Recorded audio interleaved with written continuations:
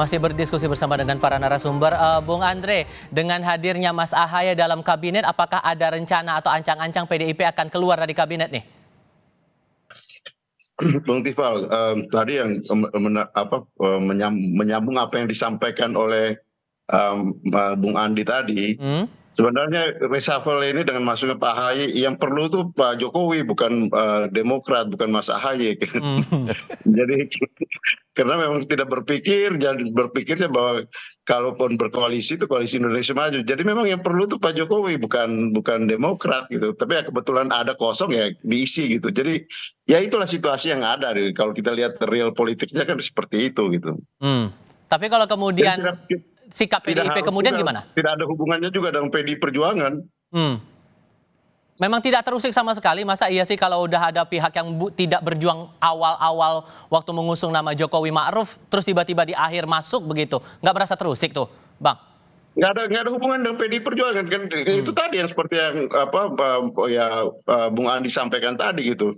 Yang perlu itu Pak Jokowi gitu, bukan Demokratnya. Dan Demokratnya juga ya senang-senang aja dengan masuknya, karena mungkin kebutuhan Pak Jokowi secara politik ya, sehingga dikasihlah ketika ada kesempatan jabatan yang kosong di kabinet, kenapa tidak gitu kan.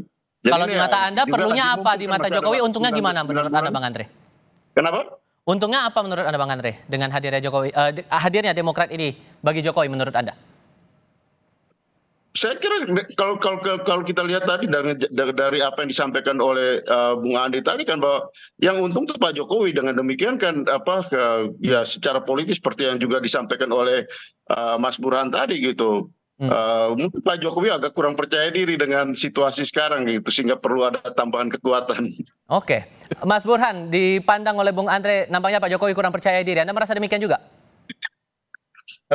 Begini Tifal ya, kalau kita hitung sekarang itu ada 82% kekuatan partai yang mendukung Presiden Jokowi. Nah, dari 9 partai di parlemen, 7 ikut membentuk dan mengawal secara politik kekuatan Presiden di parlemen. Nah, dari 7 partai itu PDI Perjuangan adalah pemegang kursi terbesar yang bisa jadi mengambil sikap politik yang berbeda dengan Presiden Jokowi.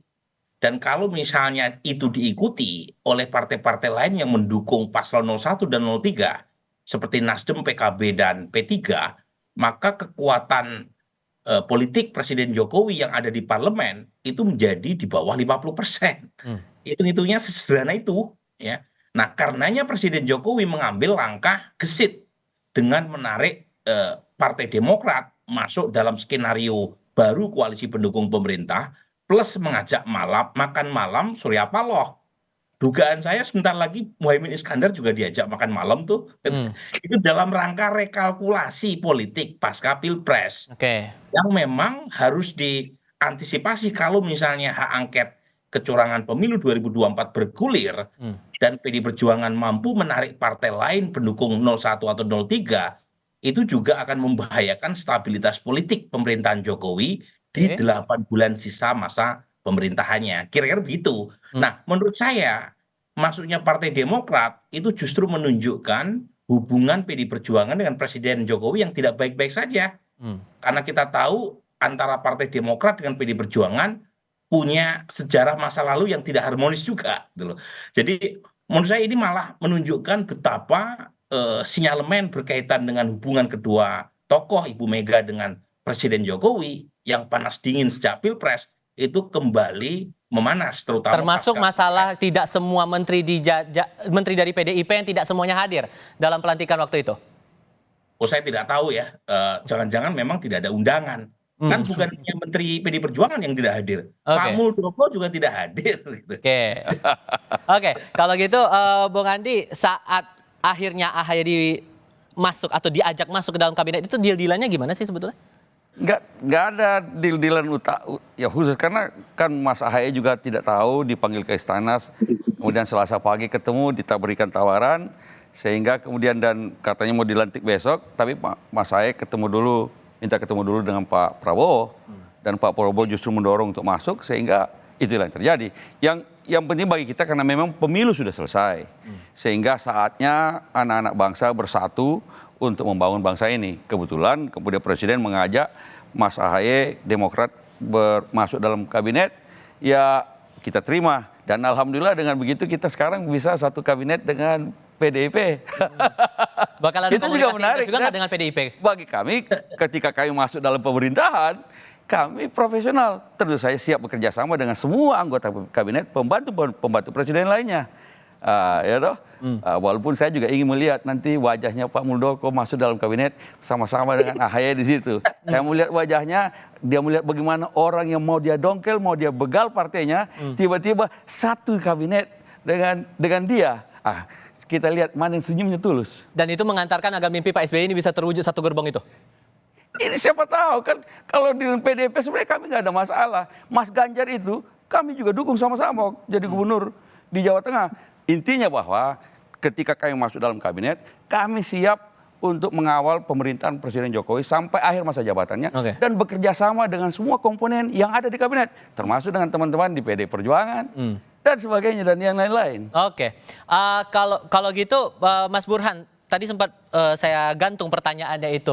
Ada potensi tidak dengan masuknya AHY ke dalam kabinet ini membuat menteri dari PDI Perjuangan akan keluar dari kabinet segera mungkin? Saya kira tergantung konstelasi politik pasca Pilpres. Jadi kalau misalnya hubungan antara Presiden Jokowi dengan Ibu Mega makin memanas, bukan tidak mungkin ya PDI Perjuangan mengambil langkah drastis semacam itu.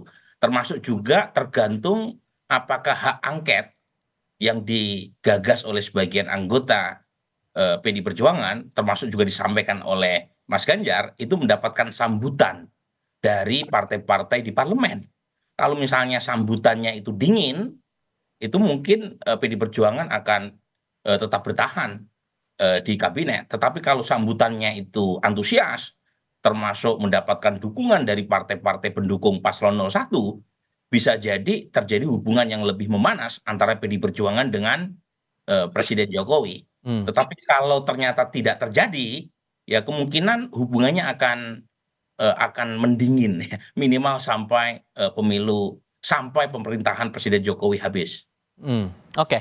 Ada mimpi juga kan kalau kita ingat waktu itu Bung Andre, mimpi Pak SBY bahwa satu gerbong begitu. Gimana memastikan bahwa sisa pemerintahan ini bakal tetap berjalan begitu, sekalipun AHY masuk ke dalam pemerintahan, Bung Andre?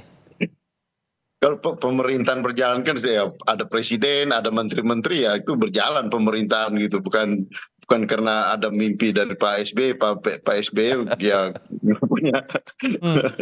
Saya kira ya pemerintahan itu berjalan ya setelah pemilu, pemerintahan berjalan seperti biasa, dan sekarang pun kita lihat bahwa ya tiap menteri menjalankan tugas sesuai dengan tupoksinya masing-masing gitu. Jadi tidak ada hal yang luar biasa gitu dari peristiwa-peristiwa ini.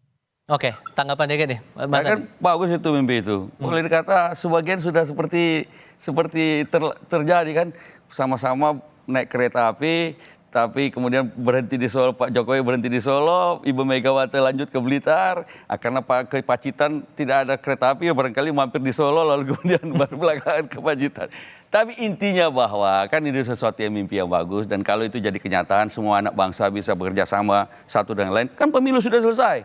Nanti kita menunggu pemerintahan baru yang dengan presiden terpilih nantinya. Insya Allah Presiden Prabowo Subianto. Tentu saja pada saat itu kan ada konstelasi baru lagi, hasil pemilu juga legislatif juga kan, parlemennya juga ada konstelasi baru, dan tentu ada dinamika baru. Tapi kami sekarang ini masuk dalam pemerintahan Presiden Jokowi sampai akhir masa jabatan, insya Allah konsisten. Oke. Terakhir, Mas Burhan, singkat saja. Apakah ini bisa dibilang sebagai cara Jokowi untuk menekan PDIP dan ancang-ancang untuk bisa mengajak parpol lain untuk bergabung dalam kabinet yang tersisa sekarang ini di Jokowi? Soal siapa menekan siapa dalam politik kan tidak jelas ya. Yang jelas adalah ada power game, ya. Ada power game antara Presiden Jokowi dengan Ibu Mega, dan menurut saya tidak bisa dilepaskan dari konteks Pilpres. Dan kalau misalnya partai-partai pendukung paslon 01 dan 03 yang kemarin mendukung calon presiden yang tidak di-endorse baik secara implisit atau eksplisit oleh Presiden Jokowi, mengikuti langkah Presiden Jokowi kembali, artinya mereka tetap loyal berada dalam pemerintahan, kemungkinan Presiden Jokowi akan menghabiskan masa jabatannya dengan tenang. Oke. Tapi kalau misalnya ya Nasdem, PKB, P3 ikut langkah PD Perjuangan, maka hubungan atau tensi politik antara parlemen dengan pemerintah akan jauh lebih memanas ketimbang yang kita saksikan 4 tahun terakhir.